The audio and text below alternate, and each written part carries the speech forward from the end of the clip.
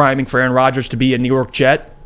But now that he is a New York Jet, before we get to the NFC North and how it affects the Lions, what does this mean for the Jets? How much higher does their ceiling raise with Aaron Rodgers at quarterback? See, Jeff, I think you're being a little bit too flippant about Aaron Rodgers going to the Jets, because we have to remember that the Jets were competing for a playoff spot up until the end of the year with Zach Wilson, Mike White, and Joe Flacco's corpse as their quarterbacks. Ooh. One of the worst quarterback situations in all of the NFL. And don't get me wrong, Aaron Rodgers isn't even close to what he used to be. And we all know that there is some baggage and a headache that you get with having Aaron Rodgers on this team.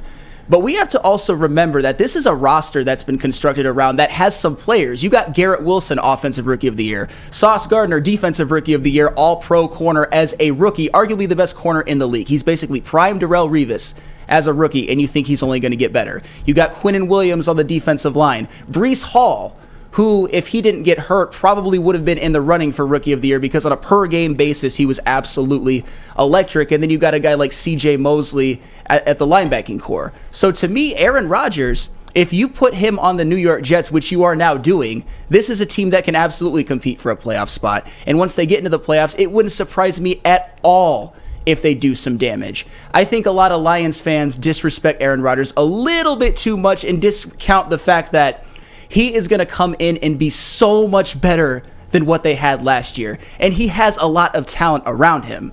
Arguably, if everything pans out, one of the best rosters he's ever had.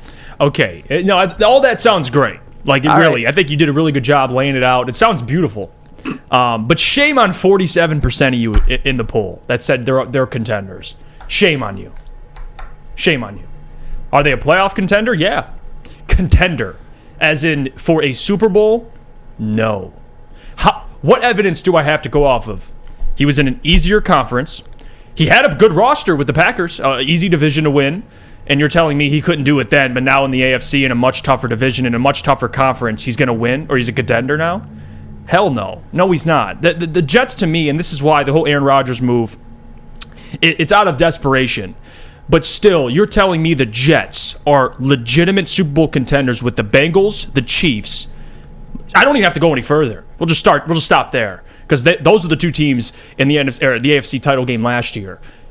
The Jets aren't beating either of them. I'm sorry. It's just not happening. If Aaron couldn't do it in the NFC with Aaron Jones, right? He had a good run game, solid run game, even with Jamal Williams, Devontae Adams. They had a good defense, whether you want to say it or not. They had talent. And you talk about first-round exits consistently. And now in the AFC, in a much tougher conference, in a much harder division with the Bills, Patriots, and Dolphins in his own division, 48% of you are telling me they're contenders.